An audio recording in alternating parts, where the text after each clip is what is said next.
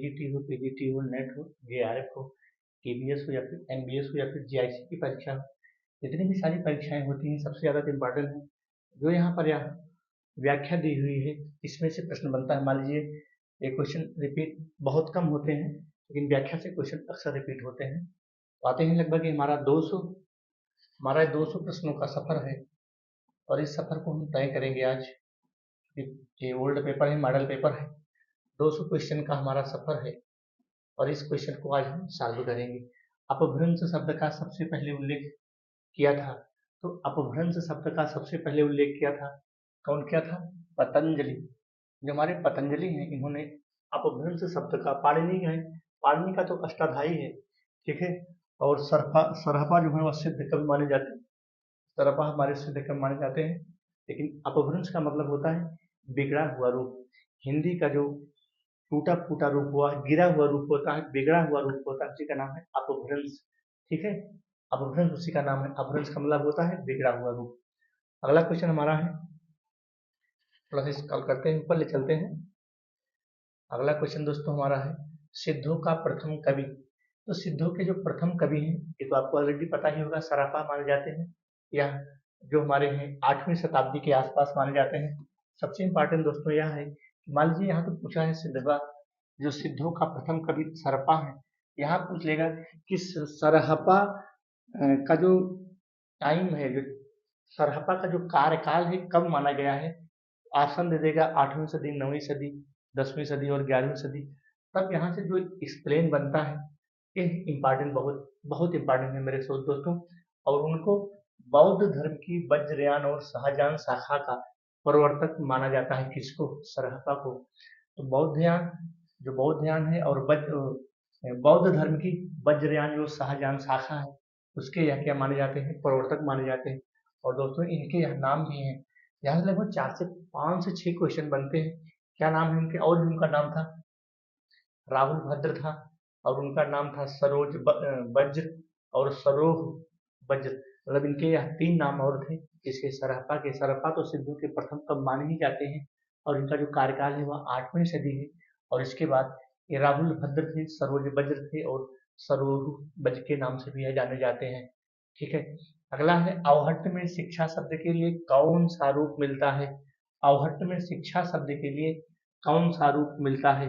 तो अवहट्ट में शिक्षा शब्द के लिए, इसे जो हमारा शिक्षा है शिक्ष धातु से बना है, लेकिन यहाँ पूछ रहा है अवहट्ट में शिक्षा शब्द के लिए, तो क्या मिला था? शिक्षा मिला था, शिक्षा। अवहट्ट में शिक्षा शब्द के लिए शिक्षा रूप मिलता है और यह कब मिलता है? 11वीं शताब्दी से लेकर के 14वीं शताब्दी तक। ध्यान दीजिएगा यहाँ दोस्तों, जो भी हमारे चैनल पर बने हैं भाई बहन, यह वनडे एग्जाम नहीं है, यह सब बड़ी परीक्षाएं हैं। यहाँ धैर्य के साथ पढ़ना पड़ेगा, धैर्य के साथ समझना पड़ेगा, जिसके पास टाइम ना हो इसके पर की जा सकता है।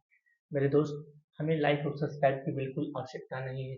अवहट्ट में शिक्षा शब्द के लिए कौन सा रूप मिलता है? अवहट्ट में शिक्षा शब्द के लिए शिक्षा रूप, जैसे हमारा जो शिक्षा है शिक्ष धातु से बना है, तो ये वाला रूप मिलता है, ठीक है, ये वाला रूप मिलता है। और इसको यहाँ जो अगला इम्पोर्टेंट है, 11वीं से लेकर 14वीं सदी तक के जो अपभ्रंश रचनाकारों ने अपनी भाषा को अवहट्ट भाषा कहा, और उसमें जो विद्यापति हैं उन्होंने मैथिली भाषा में लिखा था। कीर्तिलता है, कीर्ति पताका है और उनकी पदावलियां हैं, इनकी भी 3 रचनाएं हैं। ये आदिकालीन कवि हैं, आदिकालीन कवि हैं, जिनको वेदाथा काल के नाम से भी जाना जाता है उस काल को। और उक्त व्यक्ति ग्रंथ यहाँ है, क्या है उक्त व्यक्ति ग्रंथ? यह क्या है? एक व्याकरण ग्रंथ है, न तो गद्य काव्य है, न छंद है, न महाकाव्य है, क्या है? एक व्याकरण ग्रंथ है। और इसके रचनाकार, अब अगला प्रश्न बना देगा कि दामोदर पंडित के द्वारा निम्नलिखित में से कौन सा ग्रंथ रचा गया था? दामोदर पंडित के द्वारा निम्नलिखित में से कौन सा ग्रंथ? तो पहला व्याकरण ग्रंथ है उक्त व्यक्ति प्रकरण। उक्त व्यक्ति प्रकरण जो है यह पहला ग्रंथ है, किसके द्वारा रचा गया है? दामोदर पंडित के द्वारा, और इसका रचना काल है 12वीं सदी। तो यहाँ से एक क्वेश्चन तो पूछा ही गया है, यहाँ से लगभग 3 से 4 क्वेश्चन इस व्याख्या से मेरे साथियों बन रहे हैं। तो आपको जो ध्यान केंद्रित करना है इस व्याख्या पे ज्यादा करना है, इसका तो आधार है ही, प्रश्न का आधार तो है ही, लेकिन इस व्याख्या के ऊपर आपको ज्यादातर ध्यान को केंद्रित करना है, क्योंकि यहाँ पर कई क्वेश्चन एक साथ बनते हैं, 4 से 5 क्वेश्चन एक साथ बनते हैं। ठीक है, व्याख्या में, इसीलिए मैंने व्याख्यात्मक हल प्रश्न पत्र लिया है आज। ये व्याख्यात्मक हल प्रश्न पत्र है, ठीक है, और 200 क्वेश्चन का सफर है। ऐसे हम धीरे धीरे चलेंगे। अब इसमें 1 घंटे लगे, 1.5 घंटे लगेंगे, 2 घंटे लगे, धीरे धीरे से चलते रहेंगे और सॉल्व करते रहेंगे, ठीक है। इससे आपको भी याद होता रहेगा, हमको तो याद ही करना है, आपको भी याद होता रहेगा। प्राकृत पैंगलम के रचयिता, प्राकृतिक पैंगलम, ये सब आदिकालीन रचनाएं हैं। प्राकृतिक पैंगलम टीका के रचयिता वंशीधर है, ठीक है। कौन है? वंशीधर है। तो वंशीधर है हमारा सी आपका राइट हो जाएगा। अब इसके अलावा कैसे प्रश्न बनाता है? 14वीं शताब्दी के अंत में प्राकृत पैंगलम नामक ग्रंथ का संग्रह किया, और प्राकृत पैंगलम में विद्याधर है, सारंगधर है, जंजल है, बब्बर है आदि कवियों की रचनाओं को संकलित किया।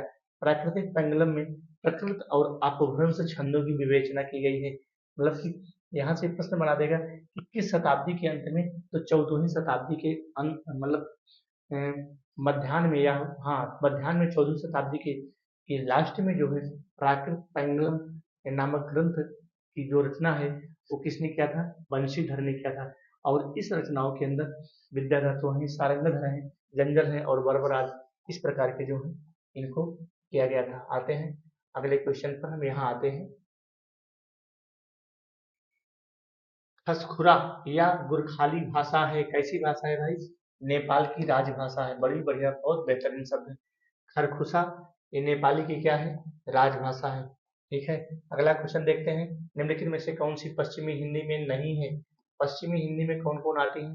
पश्चिमी हिंदी में जो हमारा आता है, जैसे पश्चिमी हिंदी में पश्चिमी हिंदी में कौन कौन आते हैं? पहले इसको देख लीजिए। पश्चिमी हिंदी के अंदर 5 प्रकार की बोलियां हैं। जैसे हमारा खड़ी बोली है, ब्रज भाषा है, ठीक है, बुंदेली है, कन्नौजी भी इसमें आ जाती है, ठीक है। तो जो ये बघेली है, ये बघेली जो है यह पूर्वी हिंदी की बोली है। ये जो बघेली है यह है पूर्वी हिंदी की बोली। किसकी है? पूर्वी हिंदी की बोली है, हैं? और इसका जो अपभ्रंश अर्धमागधी अपभ्रंश है। बाकी इसका जो है सौरसेनी अपभ्रंश है, ठीक है। तो बांग्लू या इसको हरियाणवी भी कहते हैं। इस प्रकार से यह प्रश्न हमारा सॉल्व है, ठीक है। अगला है मुल्ला दाऊद की भाषा। मुल्ला दाऊद की भाषा क्या है? मुल्ला दाऊद की भाषा है, ठेठ अवधी भाषा लिखा है मुल्ला दाऊद ने, ठेठ अवधी भाषा में इसको लिखा है। और इसके बाद हमने चंदैन मुल्ला दाऊद हिंदी हिंदी का ज्ञात प्रथम सूफी काव्य है। इसमें नायक लोर, लारा, लोरक और लोरिक और नायिका छांदा या चंदा की प्रेम कथा वर्णित है। तो मुल्ला दाऊद की भाषा क्या है? ठेठ अवधी भाषा है। इनमें से कौन सी कृति जैसी की अक्षय कीर्ति के आधार पर रची गई है? ध्यान दीजिएगा दोस्तों, अक्षय कीर्ति का आधार इनका है पद्मावत, सॉरी, इनमें से कौन सी कृति जैसी की अक्षय कीर्ति के आधार पर रची गई है? तो इसमें से दिया है आखिरी कलाम। जैसी की अक्षय कीर्ति के आधार पर रची गई कृति क्या है? पद्मावत है। और पद्मावत का नागमती वियोग वर्ण, यहाँ जो ऑप्शन है रॉन्ग ऑप्शन दे दिया है। ये ऑप्शन होना चाहिए यहाँ पर ए ऑप्शन है, ठीक है। अक्षय कीर्ति का आधार रची गई कृति क्या है? पद्मावत है। ये वाली रचना जो है इम्पॉर्टेंट है। इनमें से कौन सी कृति जैसी का अक्षय कीर्ति का आधार है? जो पद्मावत है या जैसी की अक्षय कीर्ति का आधार माना गया है। और इसमें यहाँ से भी प्रश्न बन सकता है कि इसमें कुल जो है 57 खंड है। पद्मावत में कुल कितने खंड है? 57 खंड है। और जो इनका प्रिय अलंकार है वह प्रेक्षा अलंकार। यहाँ से देखो इसी प्रश्न 3 प्रश्न बनते चले गए हैं। और इसमें राजा रत्नसेन की कहानी है। एक प्रश्न ये भी बना है राजा रत्नसेन की, इसमें भी कहानी भी है, ठीक है। इस प्रकार से दोस्तों आपको चलना है। सूफी काव्य, सूफी काव्य पद्धति का अंतिम ग्रंथ कौन सा है? सूफी काव्य, सूफी काव्य पद्धति का अंतिम ग्रंथ, तो सूफी काव्य पद्धति का अंतिम ग्रंथ है इंद्रावती। कौन सा ग्रंथ है? इंद्रावती। इस पे ध्यान दीजिएगा, सूफी काव्य का ये अंतिम ग्रंथ है इंद्रावती। यहाँ दिया है इसका जो व्याख्यात्मक हल प्रश्न है। और इसको आचार्य शुक्ल ने नूर मोहम्मद इंद्रावती को सूफी आख्यान काव्यों की अखंडित परंपरा की समाप्ति माना है। इंद्रावती में कलिंगर के राजकुमार आगमपुरी राजकुमारी इंद्रावती की प्रेम कहानी है, ठीक है। नूर मोहम्मद की और रचनाएं हैं, नूर मोहम्मद की और रचनाएं हैं भाई। इंद्रावती तो इनका है ही, अनुराग बांसुरी है, रौजजल है और हकाहक, हकाहक फारसी भाषा में है। बहुत बेहतरीन प्रश्न दोस्तों, यहाँ से भी प्रश्न बन सकता है, ठीक है। हकाहक ये नूर मोहम्मद की और रचनाएं हैं। अनुराग बांसुरी के अलावा, अनुराग बांसुरी तो कई बार पूछा गया है, ये रचनाएं नहीं पूछी गई हैं। रौजल है और हकाहक है या नूर मोहम्मद की रचनाएं हैं, यह रचनाएं पूछी जा सकती हैं, निश्चित ही पूछी जा सकती हैं। कि जो रचनाएं रिपीट हो रही हैं उसका आना तो बड़ा कठिन है। नीचे दिया गया है, यहाँ पर इसको मिलाना है। नीचे दिए गए वाक्य दिए गए हैं, इनमें से एक को कथनीय तथा दूसरे को कारण और की संज्ञा दी गई है। कथन ए राम काव्य का प्रतिपाद्य विषय धार्मिक और भक्ति प्रधान है, इसलिए कवियों ने भगवान राम की प्रतिष्ठा में संस्कृत शब्दावली को अधिक स्वीकार किया है। जहाँ धर्म और दर्शन का प्रसंग हो तथा उच्च काव्य सौष्ठव दिखाना हो, वहाँ तत्सम की प्रधानता होती है। दोस्तों यहाँ पर क्या कहा है, उपयुक्त वक्तव्यों में ए और आर दोनों सही है तथा ए की सही व्याख्या आर है। ठीक है, यहाँ पर एक क्वेश्चन राइट हो गया। इनमें से कौन सी ध्वनि अवधि में नहीं है? बहुत बेहतरीन प्रश्न है। कौन सी ध्वनि अवधि में नहीं है? तो जो आड़ा है ए, इसको हम ए वाला जो वर्ण है आड़ा, ये वाला वर्ण जो है ध्रुव अवधि भाषा में नहीं है, क्योंकि अवधि में कर्ता कारक ने का नितांत अभाव है। अवधि में या तो वाधन का प्रयोग किया जाता है, जैसे किताब से किताबुआ, कापी को कपिया, फाइल में फाइलिया, लोटा को लोटवा। आड़ा को तो हम कुछ बोल नहीं सकते हैं। इस प्रकार से जो आड़ा ध्वनि है यह अवधि में नहीं है। इनमें से कौन सी ध्वनि अवधि में नहीं है? ये वाली ध्वनि अवधि में नहीं है, इसको ध्यान दीजिएगा। इसको अपना लाभ कर लीजिए भाई। ये वाली ध्वनि अवधि, बाकी इसको हम बोल सकते हैं, माँ को भी बोल सकते हैं, ठीक है, का को भी बोल सकते हैं, ना को भी बोल सकते हैं। स्नेह लीला के रचयिता, स्नेह लीला किसकी है? विष्णुदास की। बहुत बेहतरीन प्रश्न है। स्नेह लीला के रचयिता विष्णुदास है। विष्णुदास ग्वालियर नरेश डूंगरदेश के राजकवि थे। इनके द्वारा लिखे गए ग्रंथ है महाभारत कथा, और उसके बाद स्वर्गारोहण है, रामायण कथा है, विष्णुदास कथा है, रामायण राम कथा संबंधी हिंदी का प्रथम प्रबंध काव्य है। इस प्रकार से यह क्वेश्चन होता है। स्नेह लीला के रचयिता विष्णुदास। यहाँ भी कूट दिया है कि सूची 1 और सूची 2 को सुमेलित कीजिए तथा नीचे दिए गए कूट की सहायता से सही उत्तर का चयन करना है। तो मधुमालती कथा, चिताई वाला, स्वर्गारोहण, प्रद्युम्न चरित्र, चतुर्भुज दास ने लिखा है, विष्णुदास ने भी कुछ लिखा होगा। आओ देख लेते हैं भाई सूची क्या है, सूची में क्या मिलान किया है इन्होंने।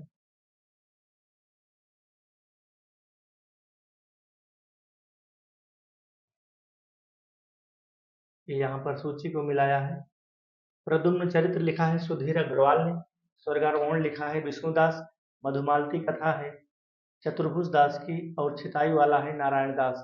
ठीक है, इस प्रकार से यह अष्टछाप के संस्थापक अष्टछाप के संस्थापक जो हैं विट्ठल नाथ है। गोस्वामी विट्ठल नाथ ने 1565 में अपने 4 शिष्य, ठीक है, अपने 4 शिष्यों के साथ इन्होंने अष्टछाप की स्थापना की है। यहाँ ध्यान दीजिएगा, बहुत बेहतरीन प्रश्न है। 4 शिष्य विट्ठल लाल के हैं, 4 शिष्य वल्लभाचार्य के हैं। विट्ठल लाल के जो 4 शिष्य हैं उसमें है छित स्वामी गोविंद स्वामी, चतुर्भुज दास और चतुर्भुज दास और कृष्णदास। ठीक है, यहाँ पर सॉरी वो नंददास हैं। विट्ठल लाल के 4 शिष्य हो गए। ठीक है, विट्ठल लाल के 4 शिष्य हो गए, छित स्वामी गोविंद स्वामी, चतुर्भुज दास और नंददास। और बाकी जो कृष्णदास है, परमानंद दास, सूरदास और जो कुमन दास है, या वल्लभाचार्य के 4 शिष्य हो जाते हैं। स्थापना की हुई थी 1565 में। यहाँ पर ध्यान दीजिएगा, अष्टछाप के संस्थापक हैं कौन है? विट्ठल नाथ है। कब किया था? 1565 में। अपने 4 शिष्य, इसमें नंददास, इनके साथ नंददास आ जाते हैं। 2 स्वामी हैं और एक 4 भुजा वाला है, इसे याद कर लीजिएगा। 2 स्वामी हैं विट्ठल नाथ में, 2 स्वामी, एक 4 भुजा वाला चतुर्भुज दास और एक नंददास। इस प्रकार से ट्रिक बना के अपना याद कर सकते हैं। मधुमालती कथा इसकी है, चतुर्भुज दास की है। तो इस प्रकार से आते हैं अगले क्वेश्चन पर। इनमें से कौन रीतिबद्ध कवि नहीं है? रीतबद्ध कवि गोविंद स्वामी, भिखारी दास, ठीक है, घनानंद ठाकुर। तो रीतिबद्ध, रीत मुक्त, रीत सिद्ध, इस प्रकार के इसको जो है मिश्र, वो हमारे विश्वनाथ जी ने इसको 3 भागों में बांटा था, रीत सिद्ध, रीतबद्ध, रीत मुक्त। इसमें जो भिखारी दास है वो रीतबद्ध कवि हैं। ठीक है, इनमें से कौन रीतबद्ध कवि है? हमारे हो गए ये भिखारी दास। यहाँ पर भिखारी दास हो गए हमारे रीतबद्ध कवि में आ जाएंगे। ठीक है, अगला है मतीराम द्वारा रचित ग्रंथ। मतीराम द्वारा रचित ग्रंथ क्या है? ललित ललाम। इसमें सी ऑप्शन राइट हो जाएगा। कोई भी बोली या भाषा मानकता प्राप्त करने पर हो जाती है, क्या हो जाती है? मानकता प्राप्त करने पर सरल हो जाती है। ठीक है, अगला क्वेश्चन नंबर अगला यहाँ आ जाते हैं। थोड़ा सा फटा हुआ लग रहा है, छोटा करें क्या, फिर भी फटा लग रहा है।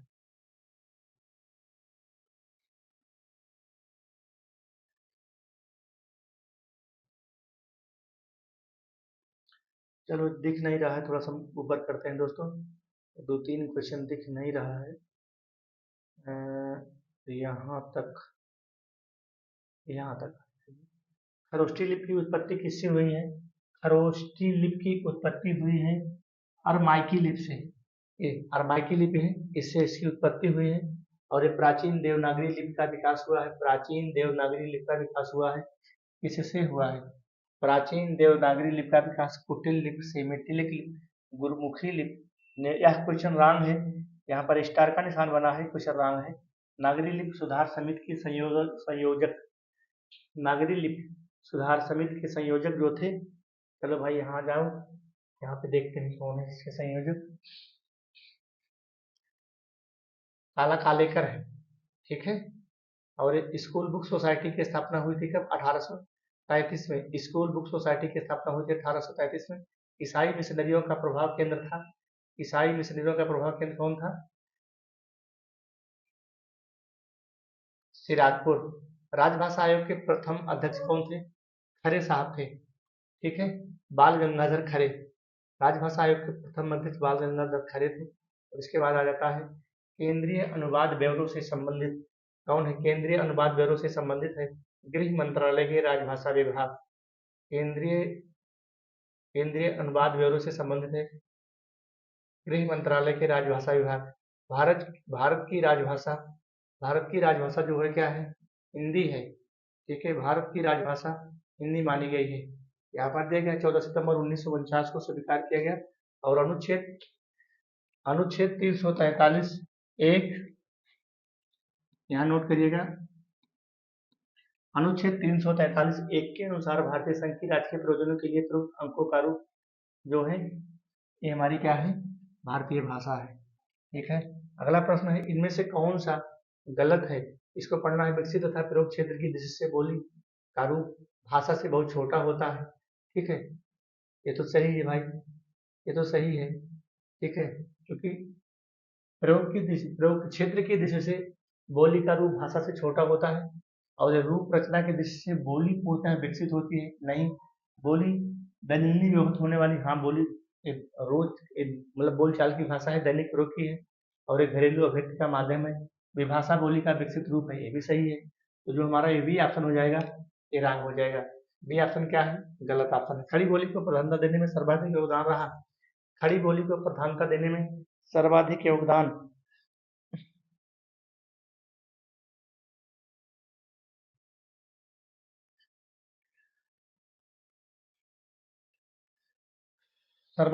रहा किसका भाई? आर्य समाज का। खड़ी बोली को प्रधानता देने में सर्वाधिक योगदान आर्य समाज का रहा। खड़ी बोली के विकास के लिए गुजराती, भाषी आदि इन भाषाओं का उन्होंने ज्ञान दिया है, ठीक है।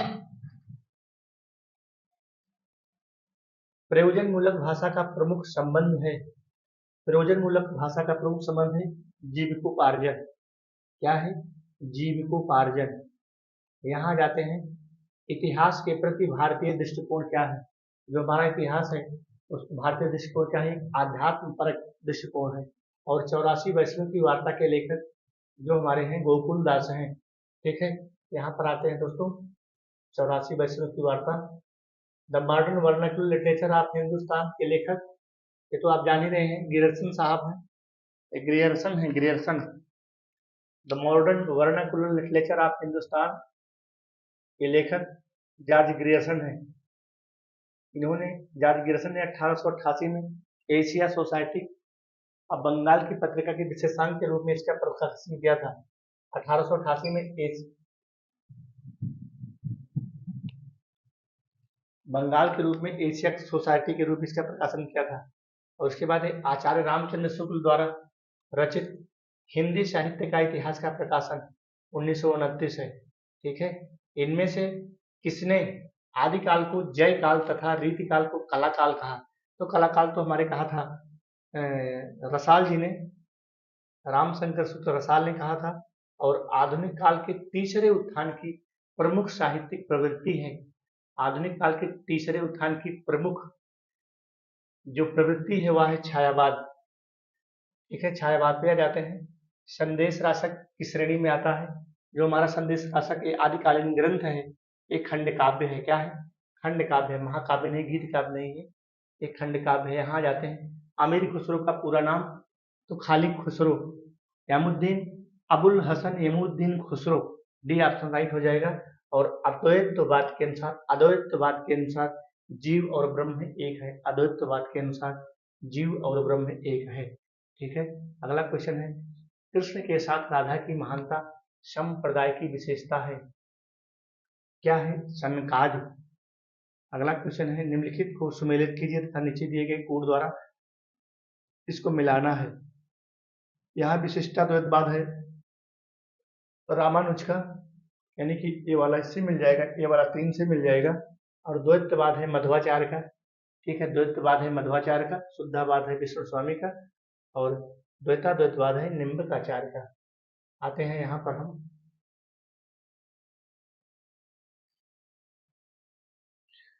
अगले क्वेश्चन पर आते हैं। यहाँ रामानंद की शिष्य परंपरा में आते हैं, रामानंद की शिष्य परंपरा में रामानुजाचार्य की शिष्य परंपरा ही आते हैं। सदुक्कड़ी भाषा से आशय, सदुक्कड़ी भाषा देखिए यहाँ पर मेरे दोस्त क्या पूछा है, जिसमें अक्खड़पन की झलक हो, जिसमें अनेक प्रांतीय भाषाओं बोलियों के शब्दों का मिश्रण हो। सी ऑप्शन राइट हो जाएगा, अनेक प्रांतीय भाषाओं बोलियों के शब्दों का मिश्रण हो। ठीक है, सूरती से आशय है, सूरत से क्या आशय है?